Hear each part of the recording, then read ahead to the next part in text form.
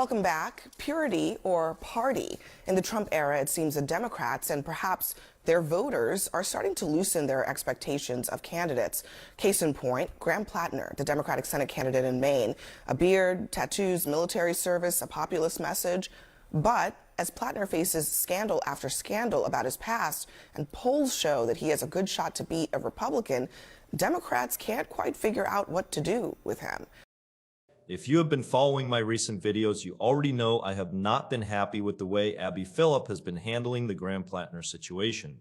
And in this clip, we are going to see Carrie Champion do something that needed to be done.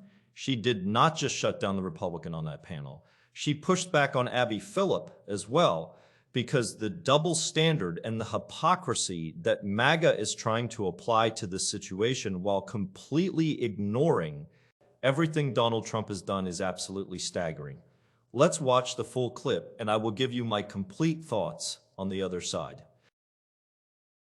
Many still support him. Others are staying on the sidelines. Some, like John Fetterman, call him a creep, and others just mumble through their answers about whether they'll still support him. Scott Galloway says it's time to stop the purity tests. Every election is a choice, not a marriage proposal.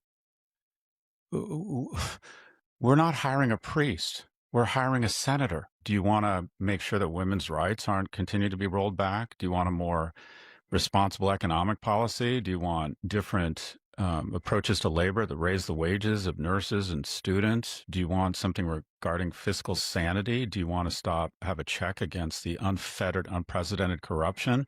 But we're going to talk about tattoos and sexting?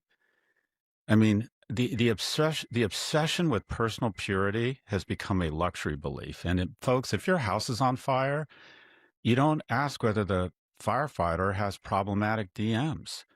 No, because the fire department has already asked if he's got problematic DM. In other words, no, I'm serious. There was a vetting process to qualify that person to be the firefighter. I just want to say, just in fairness to Scott Galloway there, he made those comments before the New York Times story this week, alleging much more serious things, including not just that he was a toxic boyfriend, but that he was emotionally abusive to at least one woman, and maybe in some cases, physical with her. Yeah, she felt physical aggression. But that kind of raises this question of, like, how much is enough, right? But Abby, are we just going to go down the rabbit hole? Well, no, the bar is in hell with this current administration. The bar is in hell. We have allowed this president to come in and this blatant corruption, and we see it. Not we as in you, but the people have.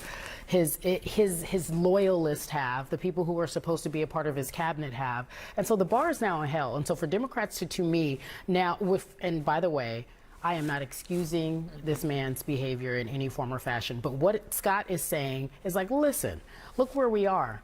No one's perfect. Fetterman said this, to your point, said this earlier today. What he was trying, and I'm paraphrasing, was like, all politicians have baggage. This just happens to be a candidate that has baggage. Carrie, he's got an anti-Semitic tattoo on his chest. That should be automatic disqualification. I'm not excusing this man's behavior, but what I am telling you is you cannot say that with this president in office. No, you can't. You cannot say that. You can. You cannot a say guy that. who's wearing a tattoo saying, I hate people of this religion. Okay, and I hate black people. I feel like this president is saying, I hate black people, and we're done.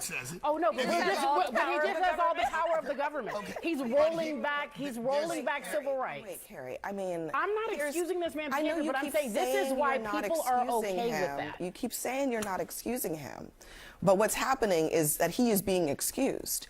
The issue, I think, also that what this week demonstrates, this week kind of started with, oh, he was sending text messages, you know, into his, frankly, brand new marriage, by the way, to other women. Wholly inappropriate. So that's not great. Wholly inappropriate. Not great. Maybe not a great thing.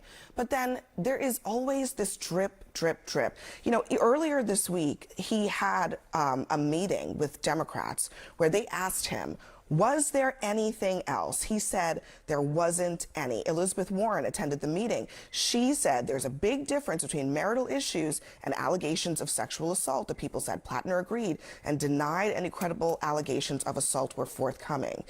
It's not a secret. I've had a messy, complicated life. He told them the worst of the rumors we've all heard are not true. 2 days later, the New York Times comes out with that article about everything. About everything. So it's like, one of the problems is that you excuse this and this. Oh, and then but Abby, trust me, there's going to be more. And excusing Democrats are Are we experiencing that right excusing now. it? Or are we saying, look, if this guy is in the lead, are we excusing it? No, we're not. But if the people in Maine are saying this is our guy, this is who we want, it's because of the situation we live in right now. Is there anything that Graham Platner could do that would make him unacceptable? Yes, and that would be an automatic. Yes, and I think we need all hands on deck. Let's have a Joe Biden. Let's push him off the ballot. Yes, I think, and maybe some things have already been exposed that are unacceptable. I think the thing is people don't know how to answer that question anymore because there's always a follow-up question. We just don't live in that world anymore, and I don't like that we don't. But is there anything Donald Trump can do to make him unacceptable? No. Yes, but he's still the president. Yes. So like, what am I supposed to do with that? If people really think that not having a check on Donald Trump would like winning the Senate. This Maine Senate seat has been something that Democrats have had their eye on for a very long time. Oh, yes. And it is very vulnerable. It is more vulnerable than even the Texas Senate seat. And if they are looking at this is straight politics. I'm not saying it's moral. I'm not saying it is clear. It is just literally a power play. That's it. Let me ask you this question. That's it. That's all that's everyone happening. at this table, I believe you have been really in the halls of power, right? Yes. You were there. What does it say about the Democratic Party of Maine that this is the best that they got? That is a fair question. I actually think that's a fair question for Democrats and Republicans. I couldn't agree with you more. And I think that is actually what I'm saying is that. But it is hard to ask questions in isolation right now. You can't. Because then when I turn the page the next day, I see something that is happening and I feel is so antagonizing to me and the rest of Americans. I'm like, something has got to give. Again, and I think right there. The you can't ask questions in isolation. I think the reports are very troubling to me. I really do. They are. And I think there are a lot of people that are in power right now that Rob, are very troubling. Lindsay. I do. Field, who's I worked with her. ex-girlfriend who is named in the story. So you have a different perspective, and I just want to note that she had put out a social media post where she basically called Graham Platner a liar. She said that he is out there just lying after lie after lie, and I'm also seeing a lot of people personally attacking her just because she's worked in Republican politics. Yeah, I think that's deeply unfair. First of all, Lindsay didn't talk about this when we worked together. She didn't even share it with her friends. In fact, some of her friends have come out, even in posts this week, saying that they wish they had pressed her on this relationship back then. I understand how traumatic it must have been for her to withhold speaking about this, but she felt a deep responsibility to share that now. And I think it's unfortunate that there are people attacking her simply because of her past. I think she said even that she's married to a Democrat. So I mean, her politics. She said that a lot of her family and her husband are liberals. That's right. That's right. But I think that the interesting thing about the whole situation, Abby, is that in some ways Chuck Schumer tried to go around and make sure that this was not going to be the situation. He got behind Janet Mills, the governor of Maine, early on because I think he saw some of the problems that maybe Graham Platner would have presented to the Democrats. That was a flawed approach too. Well, maybe it was. And I think that is what Arthur is actually getting to, is that I don't have anything against Janet Mills, but Janet Mills, I think, is 78 years old, is the governor. Can we turn the page and actually have a youthful generation that could represent the state of Maine? Sure. And I think that is the point. The leader of the Democratic Party goes and finds somebody that would be more establishment, and the alternative is Graham Platner. Is there anything in between? I don't think it's that hard to find people that don't have Nazi tattoos. I'm sorry, like it's not actually that hard. Yeah. And I think there are a lot of amazing, decent people in this country who don't have these problems. And yes, we need to make it easier for them to want to get into public service. But I don't know. I mean, I don't think that the moral of this story is that this is as good as right. No, I agree with you. It's not. So anyway, we'll see what happens in May. Next for us, President. Let me be completely straight with you. I am not an American. The Maine Senate race does not directly affect me. But I have watched the ripple effects of a Donald Trump presidency reach all the way to the United Kingdom. I have seen what happens when the far right gets into power and the left keeps insisting on taking the moral high ground while the other side drags the entire conversation into the gutter. We are living through the exact same thing with Nigel Farage and reform right here. So when I watch this panel, I am not watching it as an outsider. I am watching it as someone who understands exactly what is at stake. And Carrie Champion said it perfectly. The bar is in hell. That is not an exaggeration. That is an accurate description of where American politics currently sits. You have a president in the White House who has been convicted on 34 counts by a jury of his peers, who was found liable for sexual abuse in a civil court, who bragged on tape about grabbing women without their consent, who posted videos depicting the Obamas as monkeys, who walked into changing rooms of young women because he owned the pageant and felt entitled to do it. And not one of those things was enough for Republicans to say, this cannot be our man. Not one. The bar did not just move, it was removed entirely. And now those same Republicans want to stand up and draw the line at Graham Platner. That is the hypocrisy Carrie Champion was calling out, and she was right to do it.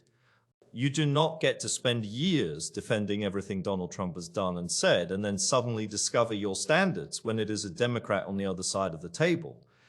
That is not moral clarity. That is political opportunism, wearing the costume of principle. Now, am I personally comfortable with the tattoo situation? No, and I will say that clearly. If Platner knew what that tattoo represented, then that is a serious problem, and I'm not going to pretend otherwise. But Platner has said he did not know. And the voters of Maine are the ones who get to weigh that up. That is how democracy works.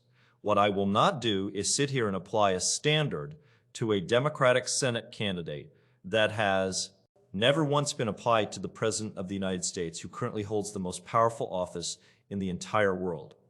And that brings me to Abby Phillip. I have enormous respect for her as a journalist, but over the past few days, she has been conducting herself in a way that I genuinely do not understand. Because every clip she runs, every question she asks, every angle she takes on this Platner situation gives MAGA exactly the ammunition they are looking for. They are going to take those clips. They are going to run them on every platform they have.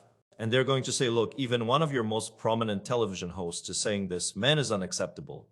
Abby Phillip is a smart woman. She knows how this game works.